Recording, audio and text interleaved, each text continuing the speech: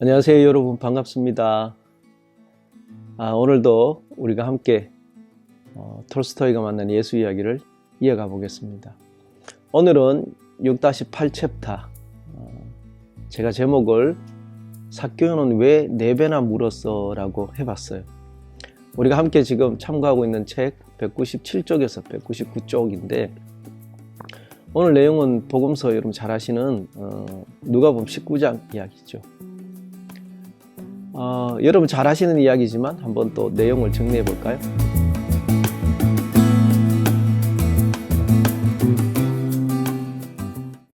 언젠가 예수는 예리코 마을을 통과하고 있었다.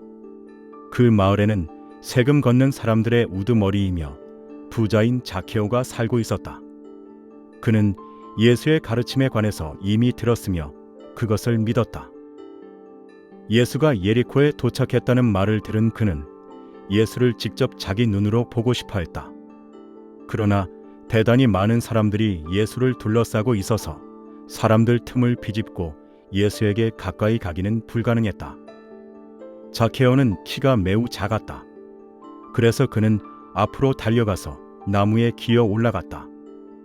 예수가 나무 근처를 지나갈 때 그를 바라보려고 한 것이다. 이윽고 예수가 그 나무 곁을 지나가다가 자케오를 보았는데 그가 자기 가르침을 믿는다는 것을 알고는 말했다. 나무에서 내려와 집으로 돌아가십시오. 나중에 내가 당신 집에 찾아가겠습니다. 자케오는 나무에서 기어 내려와 집으로 달려갔고 예수를 맞이할 준비를 했으며 그를 기쁘게 맞아들였다. 사람들은 예수를 비난하며 말했다. 봐라, 예수가 세금 걷는 악당의 집에 들어갔다. 한편 자케오는 예수에게 말했다. 자, 보십시오. 저는 재산의 절반을 가난한 사람들에게 나누어 주고 제게 손해를 본 사람들에게는 4배로 갚아줄 것입니다. 그 말에 예수가 대답했다. 이제야말로 당신은 자신을 구했습니다. 당신은 죽은 자였지만 지금은 살아 있습니다. 잃어버렸다가 다시 찾은 사람입니다.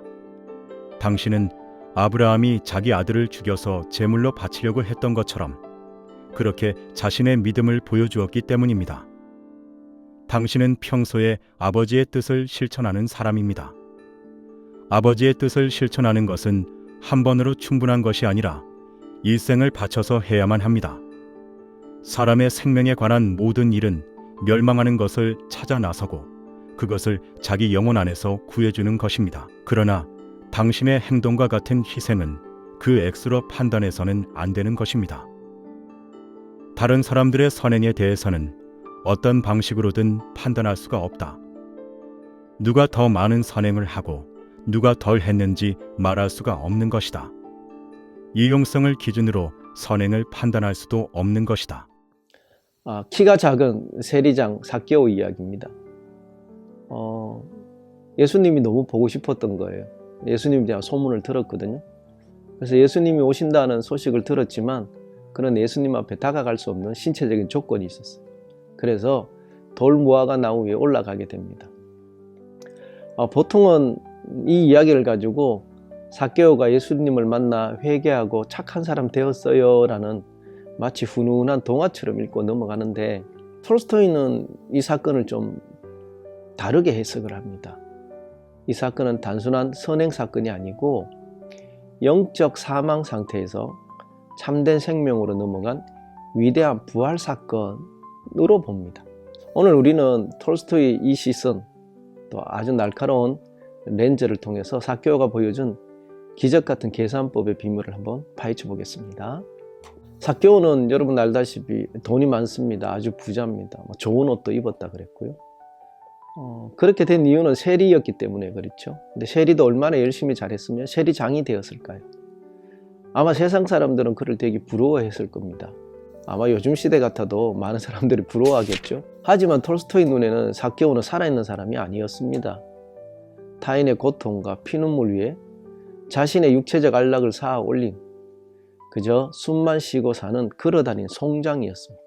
그랬던 그가 예수님을 만나죠. 그리고 이렇게 말합니다. 재산의 절반을 가난한 사람들에게 나누어 주고 제게 손해를 본 사람에게는 4배로 갚아줄 것입니다 라고 선언합니다. 톨스토이는 바로 이 순간에 삭개오가 비로소 영혼의 생명을 얻었다라고 말을 합니다. 무덤에서 걸어 나오는 것만이 부활이 아닙니다. 이기적인 육체의 감옥을 부수고 사랑을 실천하는 것, 이것이 톨스토이가 말하는 진짜 부활입니다. 이제야말로 당신은 자신을 구했습니다. 당신은 죽은 자였지만 지금은 살아있습니다. 잃어버렸다가 다시 찾은 사람입니다. 당신은 아브라함처럼 그렇게 자신의 믿음을 보여주었기 때문입니다 라고 아주 극찬을 합니다. 왜 하필 여기 아브라함일까 혹시 궁금하신 분 계신가요? 여러분 잘 알다시피 아브라함은 우리가 믿음의 조상이라고 합니다. 그의 행동 가운데 100세에 얻은 아들을 하나님께 기꺼이 제물로 바쳤던 그 행위를 보고 믿음의 조상이라고 하죠. 바로 그 믿음을 칭찬하기 위해서 아브라함을 언급했던 것 같습니다. 우리는 믿음이라고 말하면 보통 입으로 아멘, 아멘, 믿습니다, 믿습니다라고 말을 하는데 그건 아니라는 겁니다.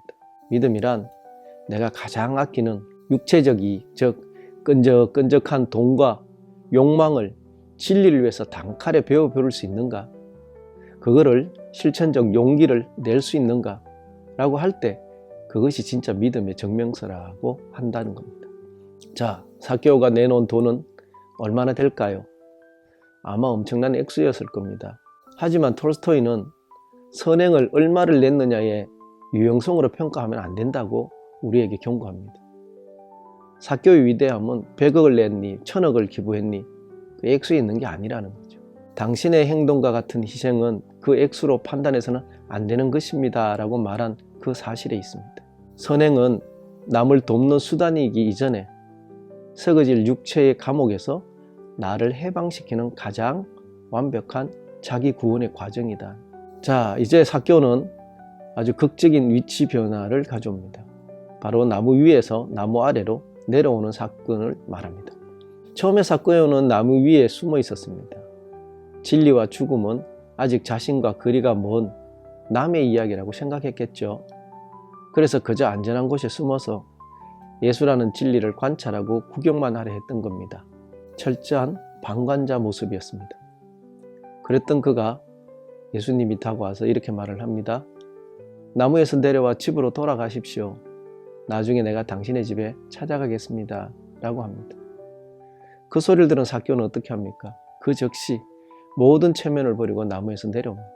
그리고는 예수님을 자기 집으로 모시지요.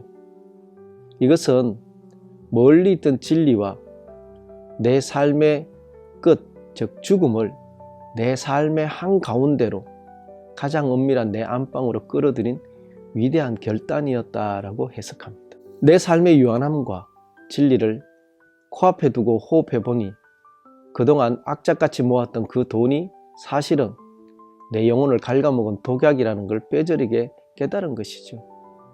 그래서 그는 말했던 거예요. 4배나 갚겠습니다. 얼마나 파격적인 선언입니까? 이건 미쳐서 재산상 손해를 본 게 아닙니다. 바보라서 내놓은 게 아닙니다. 영원한 생명을 얻기 위해서 가장 빠르고 정확하게 영적 수지 타산을 맞춰낸 아주 지혜로운 완벽한 계산법이라고 할 수 있는 것입니다. 자, 여러분 우리 마무리해 볼까요? 오늘 여러분은 어디에 계십니까? 아직도 안전한 나무 위에서 세상을 구경하고 죽음이나 진리는 나랑 한참 먼 이야기라고 생각하는 구경꾼의 착각 속에 살고 계시진 않습니까? 아니면 나무에서 내려와 기꺼이 내 소중한 것을 포기하고 영혼의 정산을 마치 결단력 있는 삭개오가 한 것처럼 또 다른 삭개오가 되고 계십니까? 진리는 결코 구경하는 사람의 것이 아니라는 겁니다. 지금 당장 그 안전한 나무에서 내려와 나의 현실 한가운데로 진리를 맞아들여야 한다는 겁니다. 그때 비로소 오늘 구원이 이 집에 이르렀다는 예수님의 선언이 온전히 우리의 것이 될 것입니다. 감사합니다.